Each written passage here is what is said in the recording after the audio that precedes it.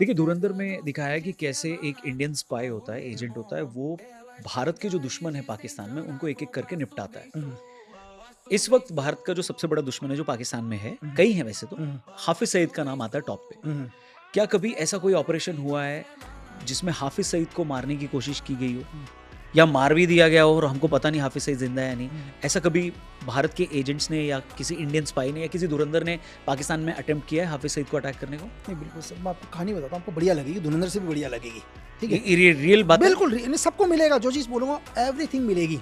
मतलब search engine में, दुनिया के किसी भी सर्च इंजन में, गूगल, याहू, दुनिया में जो भी होता है, फ़ोटो के साथ एविडेंस मिलेगा। ठीक है, तो दिन आते हैं, कहानी क्या है? कहानी आते हैं हम दोबारा ताज अटैक से। ठीक है, 26/11 26/11 में अटैक हुआ, लेकिन इस अटैक का असर सिर्फ हिंदुस्तान में ही नहीं हुआ, कहीं न कहीं अमेरिका तक डर गया कि अमेरिका क्यों डरा इस अटैक से? अमेरिका ने कहा यार 2001 में वर्ल्ड ट्रेड सेंटर के घाव भरे नहीं थे उसके। हुँ, हुँ। बोला कि कहीं न कहीं ये लोग यहाँ तक भी आएँगे। तो अमेरिका ऐसा नहीं है कि वो हिंदुस्तान से प्यार कर रहा है। अमेरिका ने अपना बचाव करने के लिए क्या किया? बोला कि हाफ़िज़ सईद को एक इंटरनेशनल टेररिस्ट घोषित करो। ठीक है। और उसने उठाया ये मुद्दा, यूएन में मुद्दा उठाया। लेकिन जैसे ही ये मुद्दा उसने यूएन में उठाया तो चाइना ने अपने वीटो पावर का यूज़ किया। चाइना ने वीटो पावर का यूज़ किया, इसको आप ऑनलाइन चेक कर सकते हो और हाफ़िज़ सईद को इंटरनेशनल आतंकवादी घोषित होने से रोक दिया। हुँ, लेकिन अमेरिका का प्रेशर था इतना कि मजबूरन में पाकिस्तान को क्या करना पड़ा? हाफ़िज़ सईद को जेल डालना पड़ा। नज़रबंद। जेल के अंदर। अच्छा नहीं लेकिन ये बात झूठी थी। दुनिया को ये लग गया था कि पाकिस्तान ने हाफ़िज़ सईद को जेल में डाल दिया हुँ, और आईएसआई ने पूरी दुनिया को गुमराह किया। हमेशा ही करता है, हुँ, हुँ। इस बार भी किया, लेकिन ये इन्फॉर्मेशन मिलती है हमारी एजेंसी को।